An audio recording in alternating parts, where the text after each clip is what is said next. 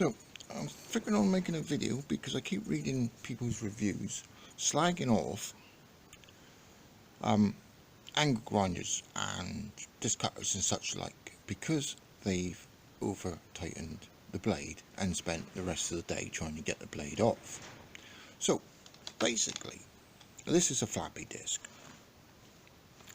So first of all, you need to locate the pin, run it around till it's locked, and technically you should be able to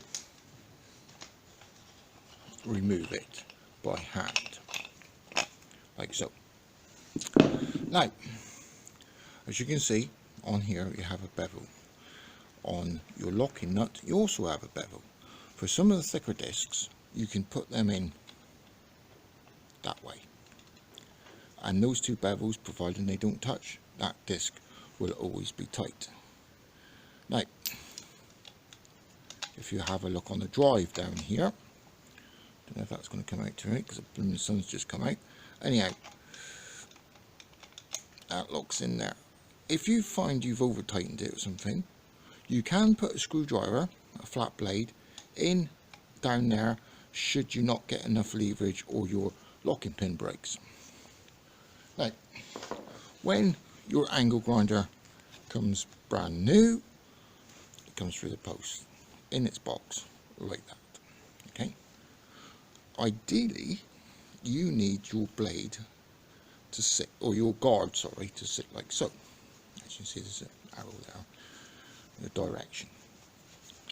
When you go and put a blade on, right, you always put your blades on with the printed side that way round. The reason for that is quite simple. Your blade lasts longer. Some of them are actually directional. That is good practice, very good practice.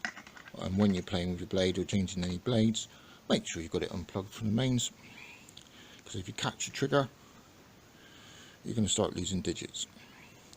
So with that said and done, as you can see, I am winding this on backwards for one simple reason. I'm trying to get it to drop into the thread. Once it's dropped into the thread, which it's not going to do, come on, I wasn't doing it backwards. Right, so once you've got that finger tight and you've got your pin in, all you need to do is get hold of the blade and give it a nudge. Like that. That's tight enough. You never over tighten a blade with a spanner. Here's the said spanner. You never tighten up a blade with a spanner. Reason being, you'll crush the center so much that when you're using it, the main disc will and can either break up or come off completely and fly.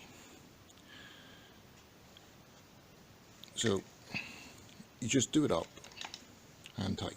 You use it. The other thing is it will self-tighten itself. So if you're using, so blue's for steel, if you're using a green one, which would be for stone, concrete and whatever, sometimes I have found in the past that the concrete dust gets in and around, and that is so tight to get off, I've had to use a spanner to take it off. But 9 times out of 10, you just give it a locking pin, yank this back, unless you haven't got much left, then you'll need a spanner.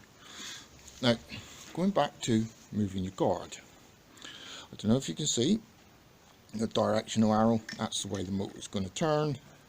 You need to be cutting any surface you want with your angle grinder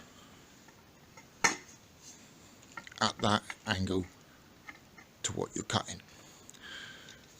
If you try cutting it at that angle, it's going to jump, and it's going to jump, you can end up breaking discs. At this angle you have more leverage in your hand and more control. Also, the other thing, I have seen people do this and it's just makes me cringe.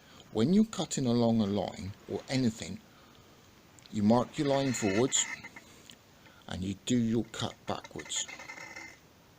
So you pull back to make your cut like a saw. This way it will cut it nice and square nice and straight, nice and clean, and the blade itself will last a lot longer. Trying to force it in to your work will cause fractures in the disc and it will fly. These things aren't a toy. There are correct procedures for everything.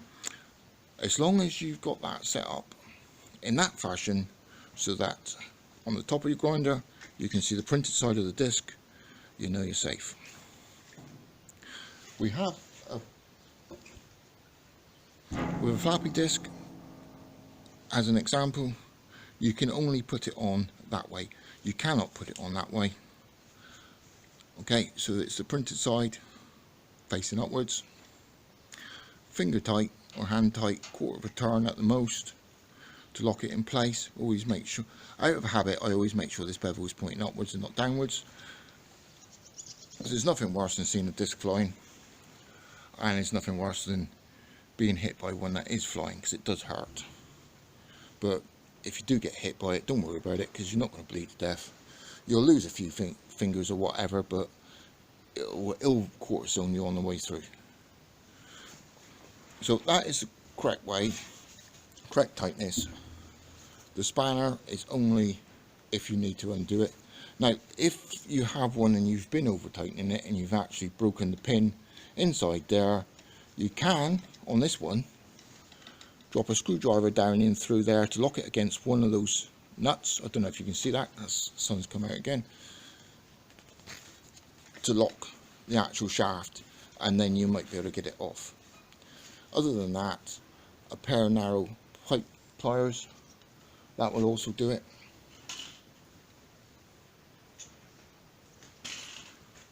Adjustable pipe pliers, just to get in there and lock that. But if you don't do it up tight, i.e. do it up with a spanner as hard as you can, you'll never have any problems, and the discs last forever until you wear them down.